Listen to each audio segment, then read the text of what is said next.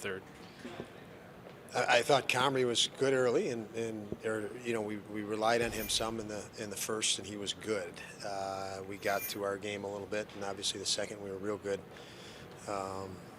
In the third, Comrie was good late as we kind of clung to that lead. The goal by Tage, just the entire play, the way it unfolded, does that just show the chemistry that those three have together? Yeah, I think our team has developed quite a chemistry. As five-man units. Player to player, and that particular play was pretty impressive. It looked like yes, they have great chemistry and pretty nice play. You said this morning that you thought the guys would really want to play for Eric. Did you sense that during the game? Absolutely. Eric is a guy that, as I said this morning, our players have a lot of respect for. And this was a big game for, I think, our whole team because, they know how much it would mean to anybody coming back into their old building, and he hasn't played much lately. And I know they were very excited before the game. Couldn't show it, but they definitely showed it after the game. How's Dylan doing? Dylan's good. Yeah. If there was more time on the clock, I would have expected him back there. So he was chomping at the bit when I walked off the ice. So good.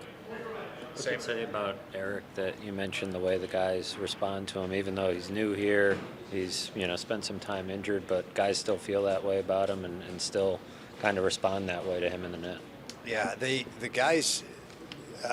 It says a lot about Eric. I mean, it says that he's a guy that works. He's a great character, high integrity, and absolutely has a love for his team and teammates in the game of hockey. So.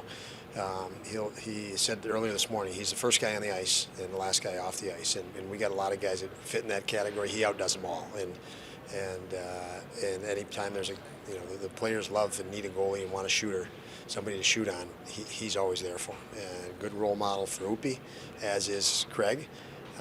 So it was nice. You think of all of those things, and it certainly makes it nicer that he performed like he did tonight. You're in the zone as a coach. We watched one play, we replayed it, but when the puck went up in the air in front of the net and Darlene is able to think about to shove one player aside and then bat the puck away almost instantaneously at the same time. You're in the zone of the game, but are you continue to marvel at how he just kind of is able to slow a moment down and handle that and make a decision like that? Yeah, he's. I say that he'll never surprise me, but that shouldn't be confused with he'll never stop impressing me either. He's impressive, and you don't know what's next. You're not surprised after it because you just know it's going to be something special. So answer your question is it's a lot of fun to see him compete at the level he does, and the difference for me is he has such a base of defensive knowledge. He kills plays so fast that there's no more stress for him in the game. There's just, last year, before he as he's developed his defensive game and as asserted as being defensive or playing defense, that's just given him the green light now to be as offensive as he is. There's no burden for him anymore. There's no mistake. He's wondering what happened, and that's really freed him up. And it's great to see. What kind of weapon is it when you're able to put him and Owen out there in offensive situations like preceding Owen's goal today? Yeah, Owen's pretty amazing. Obviously, 3 goals in a row. I mean, it's impressive at his age. The beauty of it is Darlene sees him doing things that then Darlene can add to his game, and he's sitting there watching Dolls, and he adds to his game right away. So, having Dolls go through what he's gone through, it's made life a lot easier for Owen. But Owen's smart enough, intuitive enough to take advantage of that, and he's as impressive a player in this league. I know he hasn't been talked about for Rookie of the Year. It's astonishing to me because I don't know how he couldn't be. What he does on a nightly basis is just amazing when you factor in his age and lack of experience in our league to dominate situations and really full games the way he does. Could Mattias be an option for Saturday? Yes, he very much an option for Saturday. He went through the morning skate, but we just felt, he's getting better hour by hour, and certainly day by day. So we held him back tonight. We felt Clague.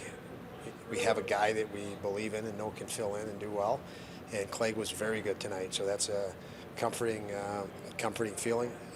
You know, we're the statistics of